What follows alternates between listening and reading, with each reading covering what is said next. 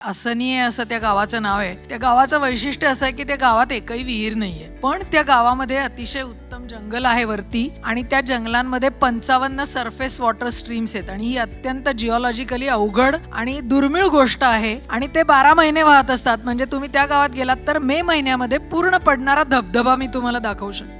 तर त्या गावामध्ये मायनिंग होणार होतं आणि हे सगळे 55 स्ट्रीम्स नष्ट होणार होते आणि त्या गावातले लोक आमच्याकडे आले आणि ते म्हणाले आपण हे मायनिंग थांबवलं पाहिजे. त्यामुळे आमचा त्या देवराई वरती फार जीव होता आणि ती देवराई वाघदेवाची देवराई आहे. तुम्हाला आश्चर्य वाटेल, त्या देवराईमध्ये जी मूर्ती आहे ती अर्धवट जमिनीतनं आलेल्या वाघाची मूर्ती आहे आणि ती मोठी आहे. म्हणजे तो बिबट्या वगैरे नाही किंवा दुसरा, तो वाघ आहे मोठ्या डोक्याचा. आणि गावातल्या लोकांचा असा दृढ विश्वास आहे की गावावर जर काही संकट येणार असेल तर वाघ गावाची फेरी करतो. तर ते म्हणाले, अहो वाघाचा आवाज, आम्ही रात्री वाघाची फेरी झाली, तुम्ही नाही का वाघाचं ओरडणं ऐकलं? आणि मग मी म्हटलं ना आता काय, मी नसेल ऐकलं किंवा माझी श्रद्धा तेवढी नसल्यामुळे, पण गावातल्या अनेक लोकांनी वाघाचा आवाज ऐकला आणि वाघ म्हणजे पट्टेवाला वाघ. आणि तुम्हाला आश्चर्य वाटेल, आता तुम्ही याला श्रद्धा म्हणायचं का काय म्हणायचं तुम्ही ठरवा. 2010 पासून आज आपण 2025 मध्ये आहोत आणि तिथे मायनिंग झालेलं नाही. त्या गावाचा समावेश हा अतिसंवेदनशील गावांमध्ये